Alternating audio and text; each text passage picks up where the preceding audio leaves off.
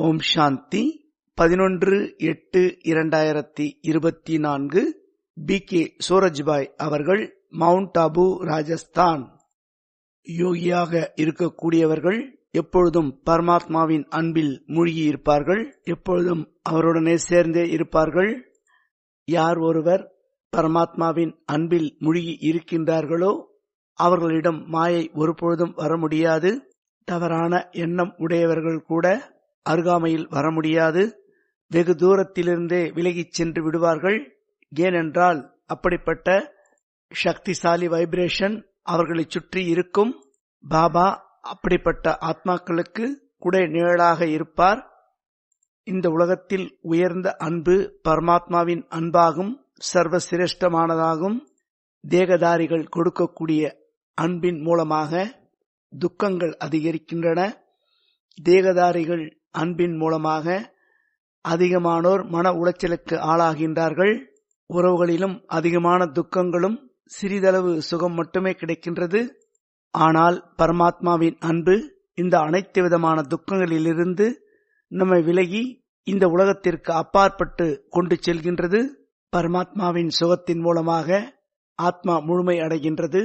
நம்முடைய வாழ்க்கையில் அதீந்திரிய சுகத்தை நாம் அனுபவம் செய்து கொண்டே இருக்க வேண்டும். பரமாத்மாவின் சுகத்திற்கு முன்னால் உலகத்தில் கிடைக்கக்கூடிய உடல் மூலமாக, மனம் மூலமாக, உறவுகள், பணம், செல்வத்தின் மூலமாக கிடைக்கின்ற சுகம் வெறுமையாக தோன்றும். பரமாத்மாவின் சுகத்தை நாம் முழுமையாக அனுபவம் செய்ய வேண்டும். வாருங்கள், பரமாத்மாவின் சுகத்தை முழுமையாக அனுபவம் செய்வோம். யோகியாக இருக்கக்கூடிய ஆத்மாக்கள் சாட்சியாக இருப்பார்கள், அனைத்திலிருந்து விடுபட்டு இருப்பார்கள். எந்த ஒரு பொருளோ வஸ்தோ வைபவமோ சூழ்நிலைக்கு அடிமையாக மாட்டார்கள், அதனுடைய பிரபாவத்திற்கு வந்துவிட மாட்டார்கள்.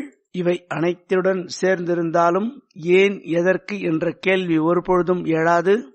சாட்சியாக இருந்து கொண்டு அனைவருக்கும் சகாஷ் கொடுத்து கொண்டே இருப்பார்.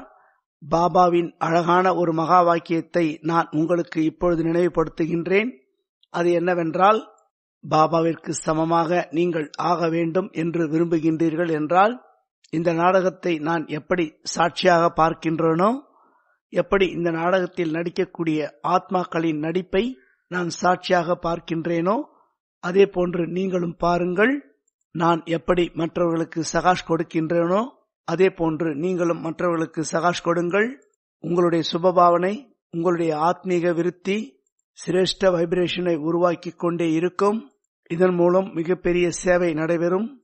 இந்த உலகத்தில் வாழ்ந்து கொண்டிருந்தாலும் நாம் இந்த உலகத்திலிருந்து விடுபட்டு இருப்போம். விடுபட்டு இருக்கக்கூடிய உப்ராம் ஸ்திதி நம்மை சம்பூர்ண தன்மைக்கு அருகாமையில் அழைத்துச் சென்றுவிடும். உங்களுடைய எதிர்கால சொரூபத்தை மனக்கண் மூலமாக பாருங்கள். நமக்கு முன்னால் நம்முடைய சம்பூர்ண சொரூபம் இருக்கின்றது. சித்திரத்தை தெளிவாக மனக்கண் மூலமாக பாருங்கள். நிரந்தர யோக யுக்தி நிலை. புத்தி இந்த உலகத்திலிருந்து விலகி இருக்கின்றது.